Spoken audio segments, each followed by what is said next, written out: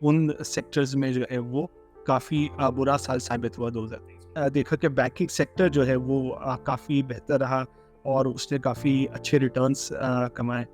फिर हमने देखा कि ऑयल प्राइसेस काफ़ी ऊपर थी।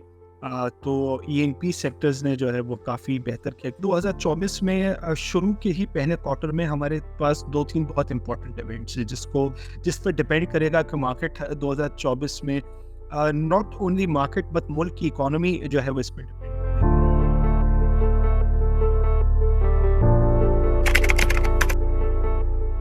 2023 जो है वो काफ़ी वॉलेटाइल साल था पाकिस्तान स्टॉक एक्सचेंज के लिए, जिसके अंदर बेसिकली हमने ये देखा कि साल का जो शुरू का हिस्सा था उसके अंदर स्टॉक मार्केट में बहुत ज़्यादा वॉलेटिलिटी देखी गई। और उसकी वजह शुरू हुई पॉलिटिक्स से कि हमारी कुछ पॉलिटिकल टेंशन्स थी, और साथ साथ हमारा आईएमएफ का प्रोग्राम भी जो है वो लिम्बो में था, कहीं कंक्लूड नहीं हो पा रहा था रिव्यूज़ जो है, और उसकी वजह से हमारी करेंसी जो है वो कंटिन्यूसली डीवैल्यू हो रही थी, और जिसकी वजह से हमें अपनी इंपोर्ट्स जो है वो काफ़ी रोकनी पड़ी थी, जिसका असर पाकिस्तान स्टॉक मार्केट पे डायरेक्टली आ रहा था, क्योंकि आपकी इकोनॉमी के साथ जो है वो काफ़ी ज़्यादा लिंक्ड होती है वो। हाउएवर हमने जब देखा कि जून में हमें ये आईएमएफ प्रोग्राम एक 9 मंथ्स का प्रोग्राम मिल गया, तो second half of the year में काफ़ी ज़्यादा स्टेबिलिटी देखी गई। और जो केयरटेकर सेटअप आया और उसने जिस तरीके से फिस्कल कंसोलिडेशन और जो रिफॉर्म्स के मेजर्स लेना शुरू किए, जिसकी वजह से हमने करेंसी में भी इससे काम देखा, और हम देखा कि जो लास्ट क्वार्टर था 2023 में, इसमें काफ़ी फॉरेन बाइंग भी देखी गई, और फिर स्टॉक मार्केट ने जो है वो बुलंद तरीन सतह जो 67,000 की थी वो टच की second half of the year में। तो इस साल के दो पार्ट्स थे बेसिकली। एक साल का पहला पार्ट बहुत ही वॉलेटाइल रहा मार्केट के लिए और बहुत खराब रहा, जिसको हम कह सकते हैं, और जो दूसरा हाफ ऑफ द ईयर है वो मार्केट के लिए बहुत ही ज़्यादा बेहतर। तो देखिए 2023 में हमने देखा कि बहुत सारी इन्वेस्टमेंट जो शुरू का साल के जो शुरू के कुछ दिन थे,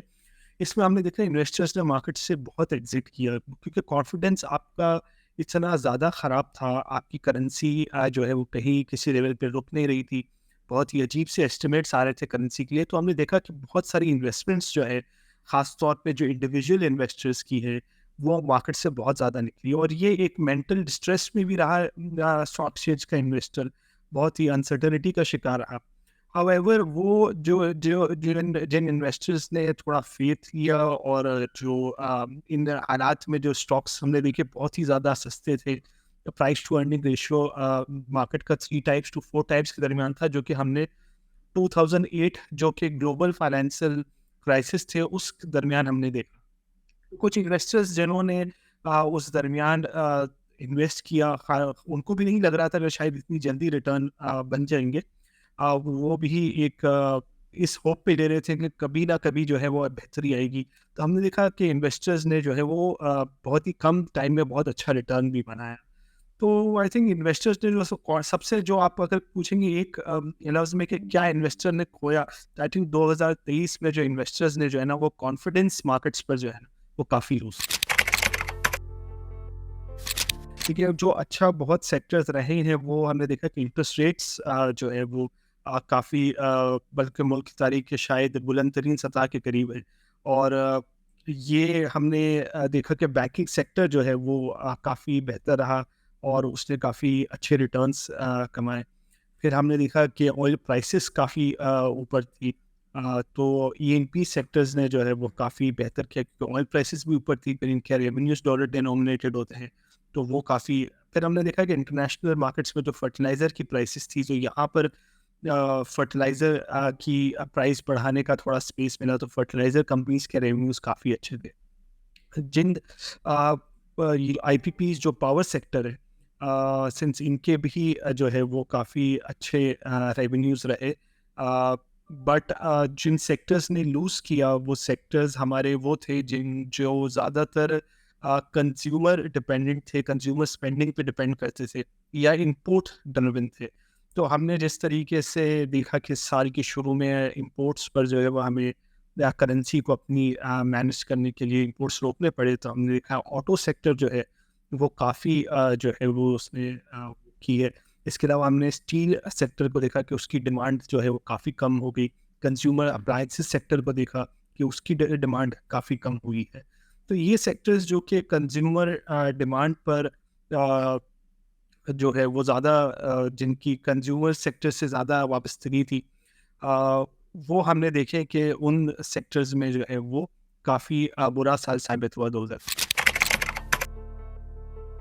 2024 में शुरू के ही पहले क्वार्टर में हमारे पास 2-3 बहुत इम्पोर्टेंट इवेंट्स हैं जिस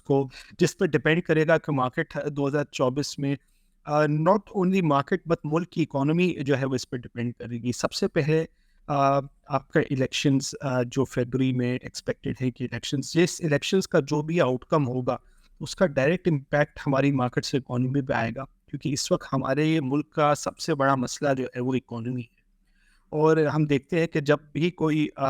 इनकमिंग गवर्नमेंट आती है, अगर वो कहीं पर भी फिस्कल कंसोलिडेशन या स्पेंडिंग की तरफ जाती है और फिस्कल कंसोलिडेशन को नज़रअंदाज करती है, करंट अकाउंट डेफिसिट हमारा उस वजह से होने लगता है, तो हमारी पूरी इकोनॉमी जो है वो डीरेल हो जाती है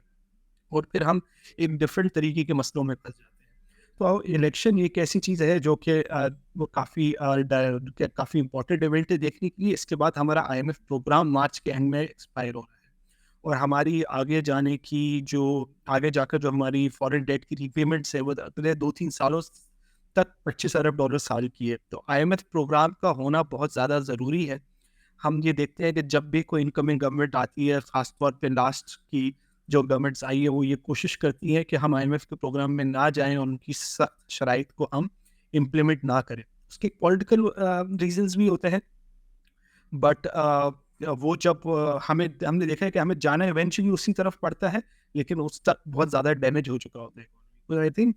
जो भी इनकमिंग गवर्नमेंट आती है, वो आईएमएफ प्रोग्राम की उसकी टाइमिंग क्या होती है और कितनी जल्दी वो नेगोशिएट कर लेती है वो प्रोग्राम, इस पर डिपेंडेंट काफ़ी चीज़ें होंगी। हाउएवर हम होपफुल है कि 2024 मार्केट्स के लिए काफ़ी बेहतर साबित होगा, क्योंकि इकोनॉमी जो है वो अब अपनी रिकवरी के मोड पर है। हम देखेंगे कि इंटरेस्ट रेट्स जो है वो इस साल नीचे आएँगे, इन्फ्लेशन जो है वो कूल ऑफ होगी और जो इन्वेस्टर्स हैं और जो लास्ट कुछ महीनों में कॉन्फिडेंस उनका बहाल हुआ है, वो मार्केट्स की तरफ दोबारा आएँगे। मार्केट्स का प्राइस टू अर्निंग अभी भी 4 टाइम्स से 5 टाइम्स के दरमियान मार्केट ट्रेड कर रही है, बहुत सस्ती है। डिविडेंड यील्ड स्टॉक की 20% से ऊपर है। तो 2024 में उम्मीदें हैं कि मार्केट जो है वो अगर हमारी इकोनॉमी को हम इसी तरीके से जो है वो केयरफुली रिकवरी की तरफ ले जाते हैं, तो मार्केट में हम देखेंगे ये साल भी बहुत अच्छी तेज़ी देगी।